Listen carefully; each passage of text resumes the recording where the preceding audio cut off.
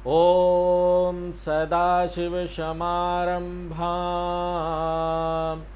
शङ्कराचार्यमध्यमाम् अस्मदाचार्यपर्यन्तां वन्दे गुरुपरम्पराम्। ॐ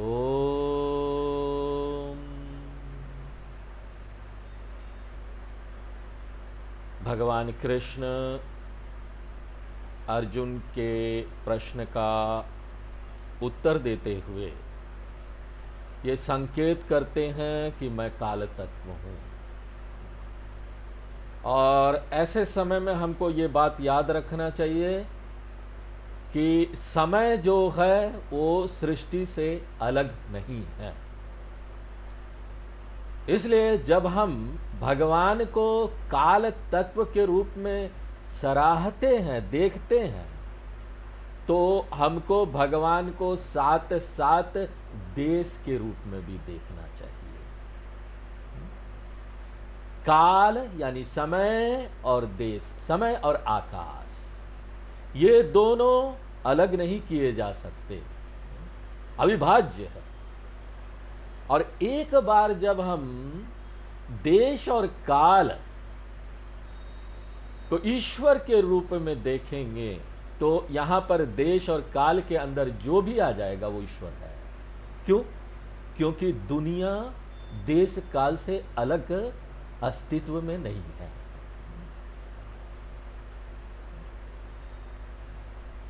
इससे बहुत साल पहले, बहुत वर्षों पहले जब वैज्ञानिक लोग खोज कर रहे थे, उस समय वो बोलते थे न्यूटोनियन फिजिक्स, न्यूटन का फिजिक्स था।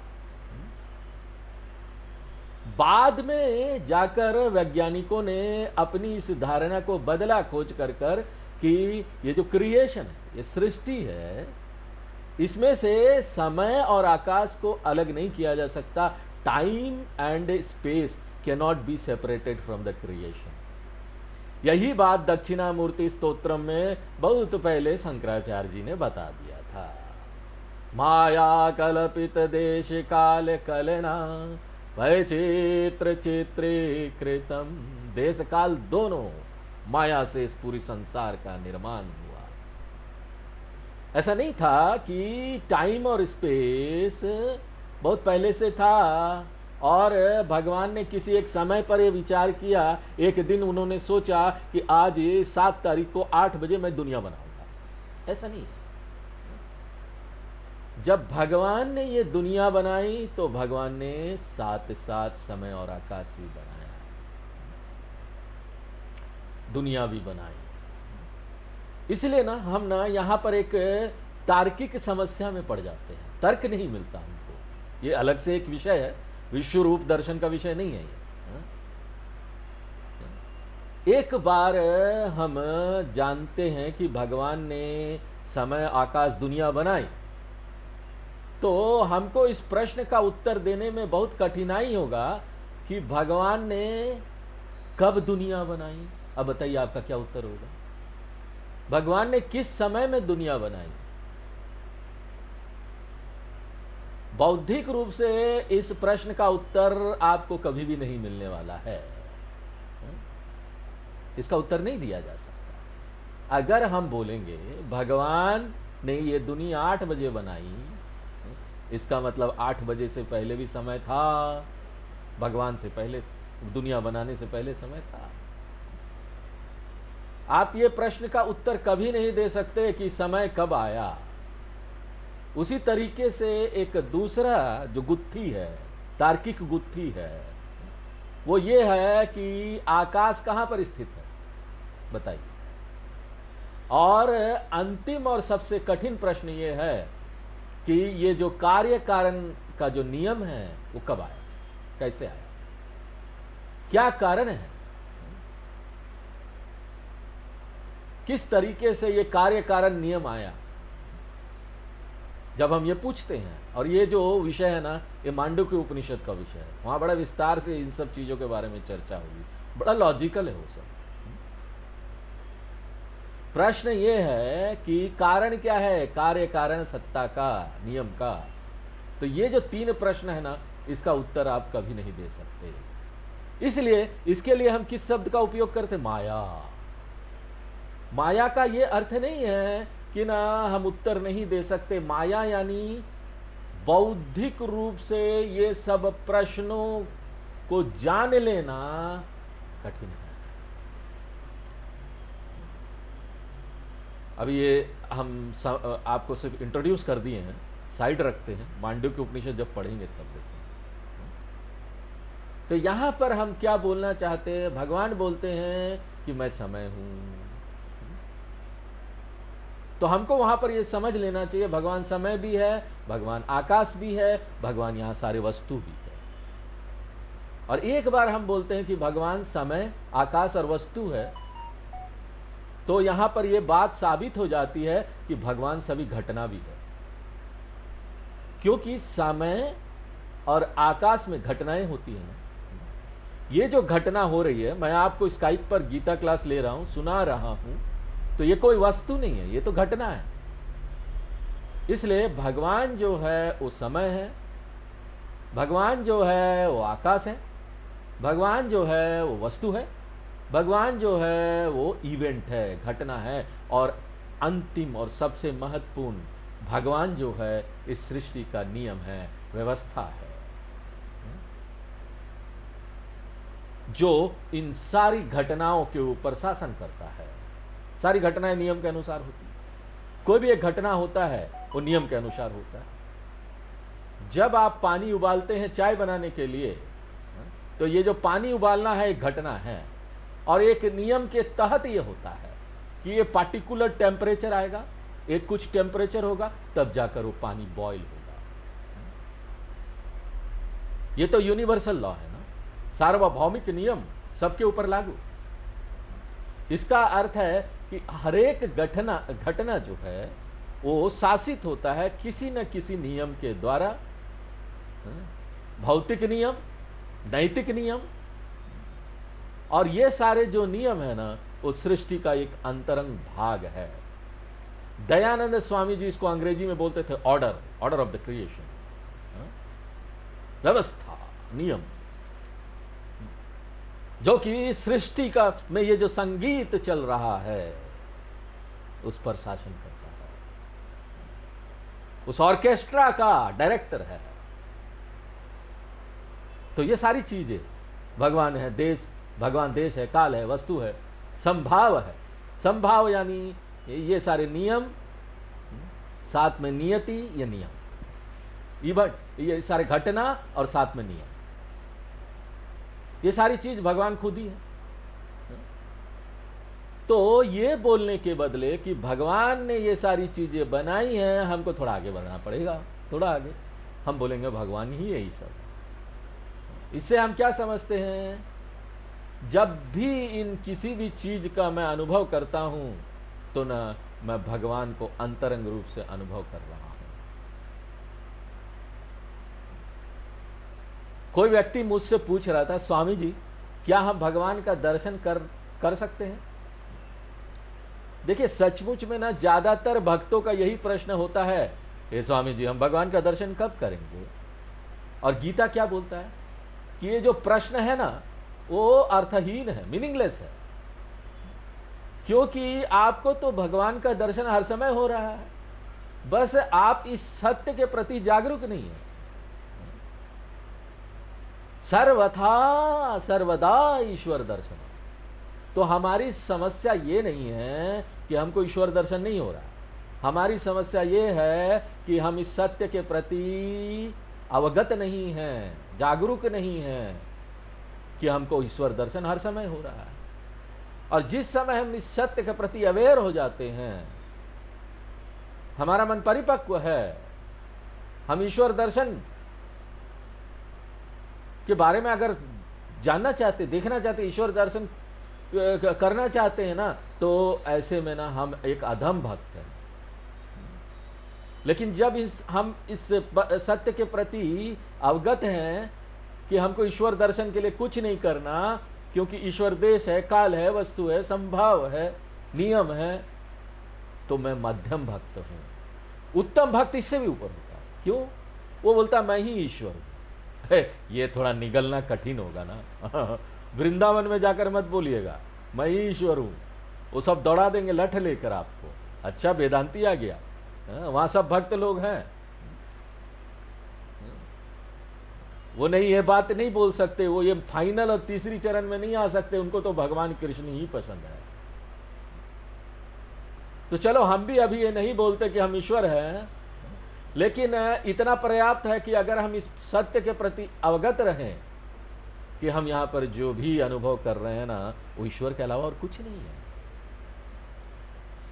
इसलिए ये जो विश्व रूप भक्त जो है ना, वो महान प्रशंसक है इस प्रकृति का, वो प्रकृति प्रेमी है। वो जब प्रकृति को देखता है, सराहता है, तो वो प्रकृति के रूप में उसको नहीं सराहता, वो भगवान के रूप में उसको सराहता है। और अर्जुन को भी इसकी एक झलक मिल गई थी, इस सराहने की। इसलिए अर्जुन का मन जो है भक्ति भाव से भर गया है। इसलिए वो बोलता है कि मैं देखिए आपको नमस्कार कर रहा हूं सभी दिशाओं से। क्यों? क्योंकि आप तो हर दिशाओं में है ना भगवान।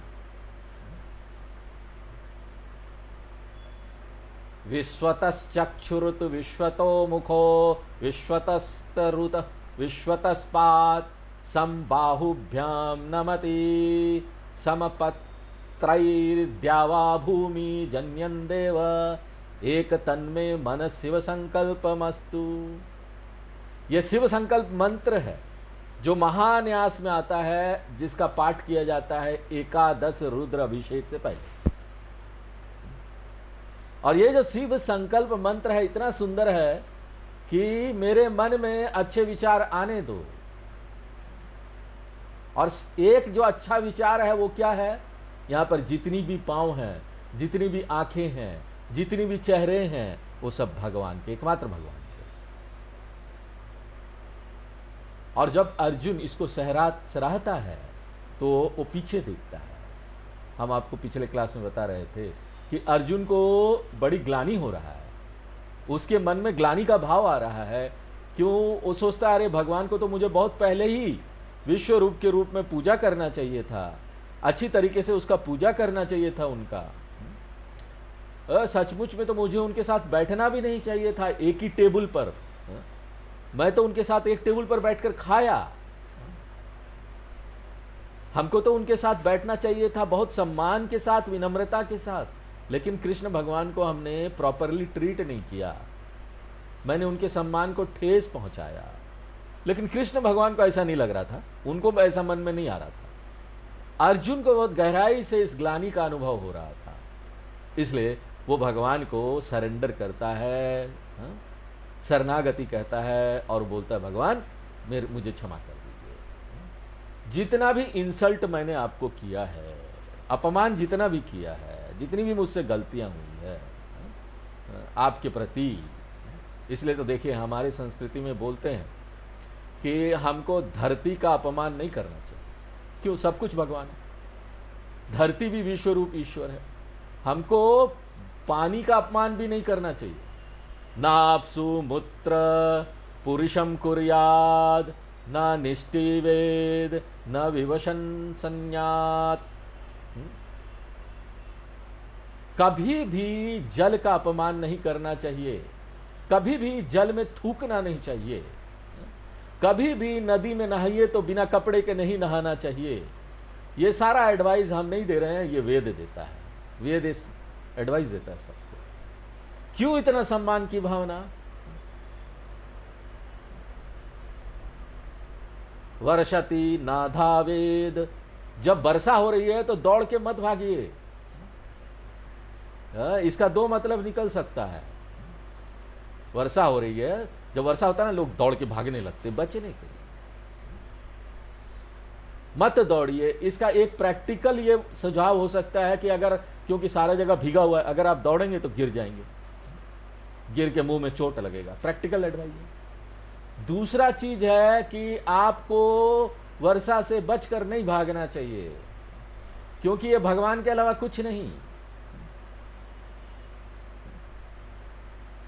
वो तो बोलते हैं आपको अपने वर्षा में भींग लीजिए, लेकिन हम क्या करते हैं, हम दौड़ के भागते भी हैं, और उससे भी खराब काम हम क्या करते हैं मालूम, गीता का किताब हाथ में ना तो उसको सिर पर रख रहे वर्षा से बचने के लिए। ये तो और भी वर्स्ट सिचुएशन है। भगवत गीता और कुछ काम आए ना आए, वर्षा से बचने के लिए सिर पर रखिए। अगर बारिश हो रहा है, हा?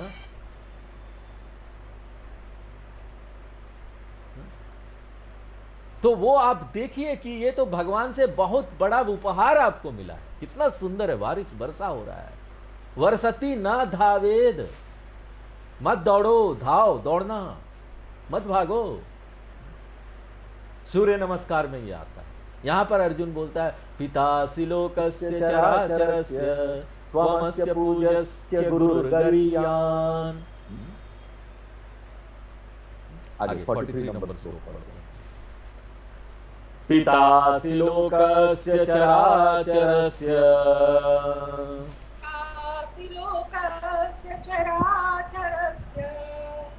त्वमस्य पूज्यस्य गुरुर्गरीयान्।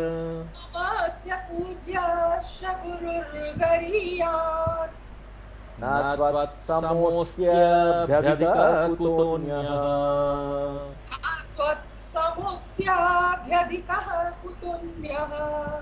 लोकत्रयेऽप्यप्रतिम प्रभाव।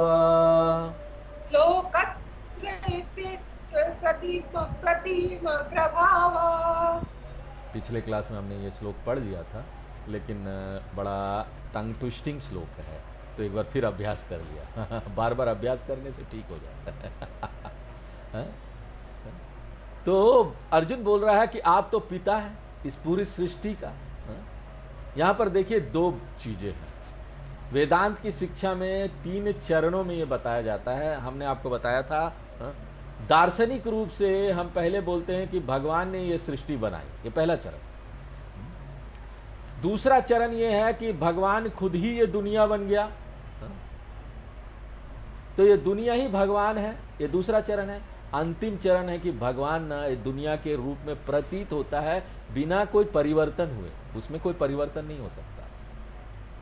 पहला जो चरण है उसको बोलते हैं निमित्त कारण ईश्वर या एक रूप ईश्वर। दूसरा जो चरण है उसको बोलते हैं उपादान कारण ईश्वर या अनेक रूप ईश्वर। और तीसरा जो चरण है उसको बोलते हैं विवर्त उपादान ईश्वर या अरूप ईश्वर। अर्जुन यहां दोनों कर रहा है। वो बोलता है आप इस दुनिया के पिता हैं, और आप बोलते हैं आप ही दुनिया बन गए, ये भी बोलता है। इसलिए पितासि लोकस्य, ये जो पूरी सृष्टि है ना, जिसमें चराचरस्य है, चर अचर दोनों तरह के चीजें हैं, प्राणी हैं और जड़ वस्तुएं भी हैं, जो हिलते हैं जो नहीं हिलते। त्वम पूजया, क्योंकि वेदों में तो ये बोला गया है ना कि मातृदेवो भव पितृदेवो भव, पिता का सम्मान करना चाहिए। और भगवान कौन है? सबका पिता है, इसलिए पूज्य है। भगवान सिर्फ इस सृष्टि का कर्ता नहीं है जिन्होंने सृष्टि बनाई।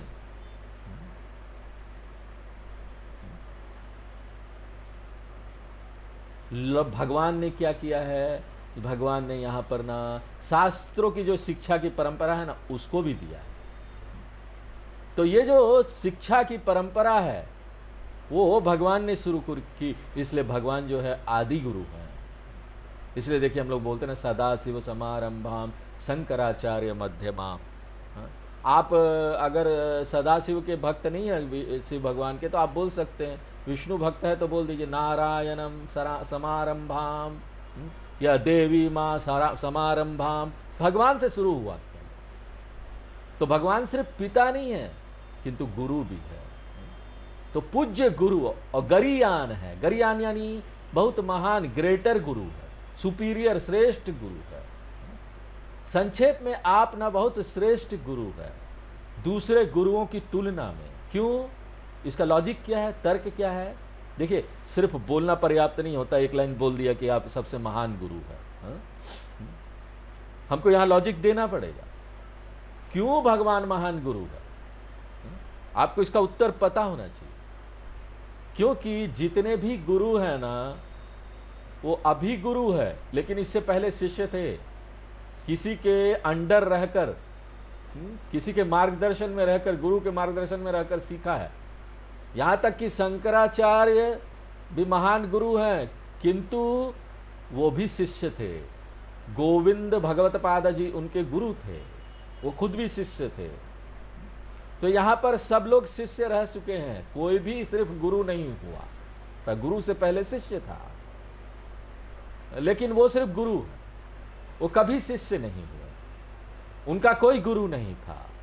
इसलिए वो पिता लेस पिता हैं, गुरु लेस गुरु हैं।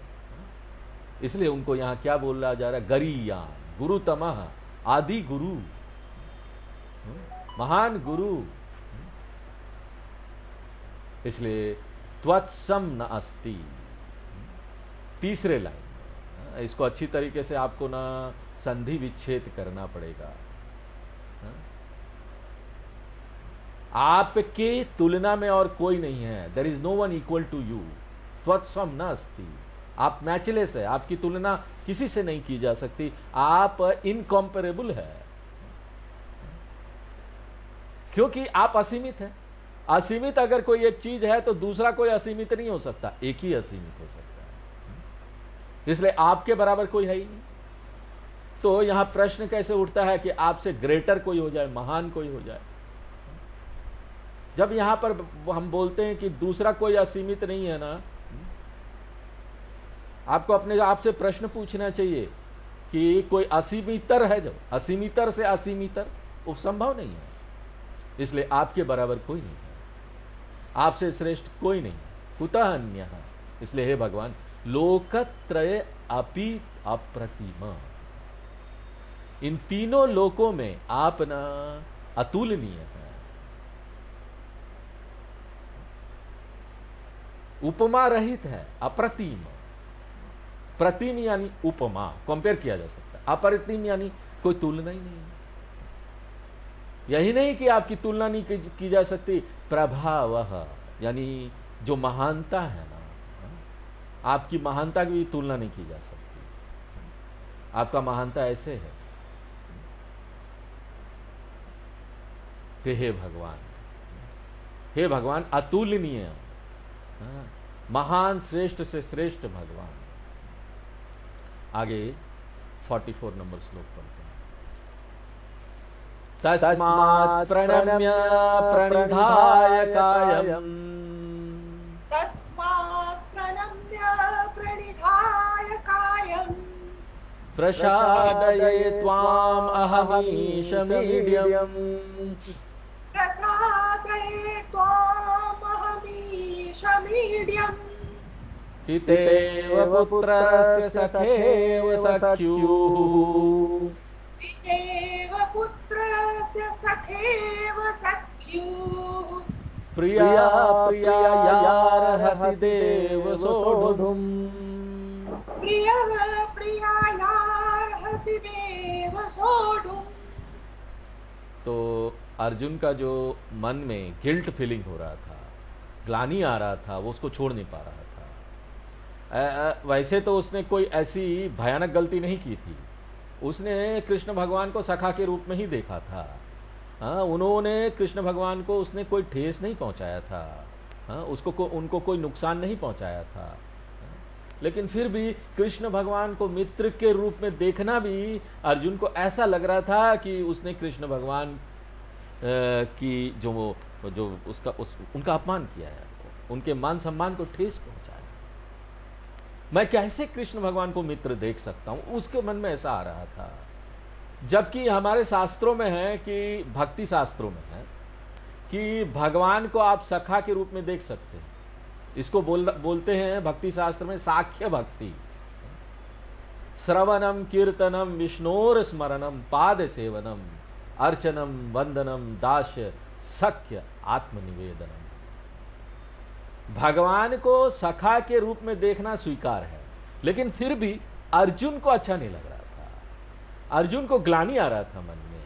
इसलिए वो बार बार बोलता तस्मात्, क्योंकि मैंने आपको ऑफेंड किया है, मैंने आपके सम्मान को ठेस पहुंचाया है, आपका अपमान किया है, आपकी खिंचाई की है, आपको छोटा दिखाया है, प्रणम्य। इसलिए मैं आपको ना एक्स्ट्रा प्रायश्चित के रूप में एक्स्ट्रा नमस्कार करता हूं। किस तरह का प्रणाम? कोई शॉर्टकट प्रणाम नहीं कि ना ऐसे हाथ जोड़ के बस हो गया। और आजकल तो उससे भी शॉर्टकट प्रणाम लोग कहते हैं, सिर्फ ऊपर की उंगलियां ऐसे जोड़ते हैं बस।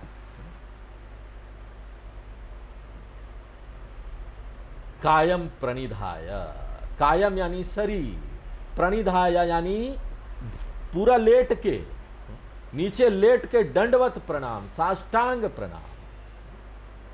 तो आपको साष्टांग प्रणाम करने के बाद त्वाम अहम प्रसादये, मैं आपको प्रसन्न कर रहा हूं भगवान, आप प्रसन्न हो जाइए। जो भी अपमान मैंने आपका किया है, प्लीज कूल डाउन भगवान, शांत हो जाइए।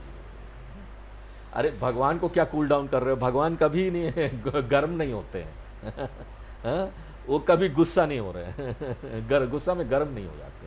हीटेड अप, अंग्रेजी में बोलते ना, heated up in anger. Arjun को ऐसा लग रहा था, इसलिए अर्जुन बोल रहा था त्वाम प्रसाद ये। और किस तरह का आप? ईशम ईडयम, ईश यानी भगवान, पूरी सृष्टि का भगवान, सर्वस्व जगत का भगवान।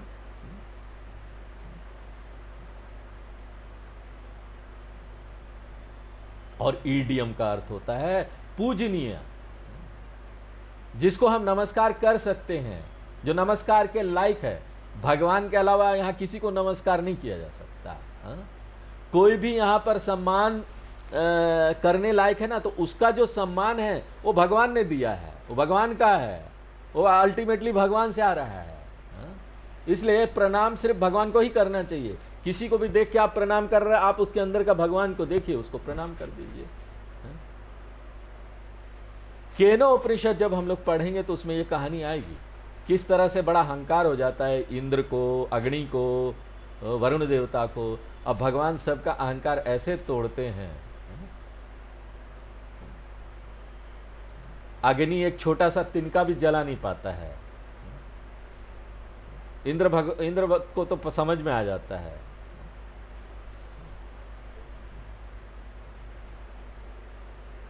हमने आपको इससे पहले क्लास में भी बताया था कि भगवान के अलावा किसी को नमस्कार नहीं किया जा सकता, वही सबसे बड़े हैं। बाकी जितना भी है ना, ये इंद्र देवता को जो पावर मिला हुआ वो भगवान से है, अग्नि देवता को जो मिला हुआ अग्नि को जलाने का पावर वो भी भगवान ने दिया। तो अग्नि कहाँ से इतना अहंकार कर रहा था? नमस्कार भगवान को जाना चाहिए। हमने आपको बोला था, अगर कोई ज्ञानी है, कोई गुरु है, कोई सन्यासी है, उसको कोई नमस्कार करता है तो वो क्या करता है? वो नमस्कार अपने पॉकेट में नहीं रखता है। अगर ऐसा वो करेगा तो उसका पतन हो जाएगा। इसलिए तुरंत ही वो नमस्कार भगवान को दे देता है। भगवान ये आपका है, हे गुरु परंपरा ये आपका है, हे मेरे गुरु ये आपका है, इसने जो मुझे नमस्कार किया मेरा नहीं, ये आपको किया। इसलिए ईडियम का अर्थ हुआ जो पूजनीय, जिसको पूजा किया जा सकता है।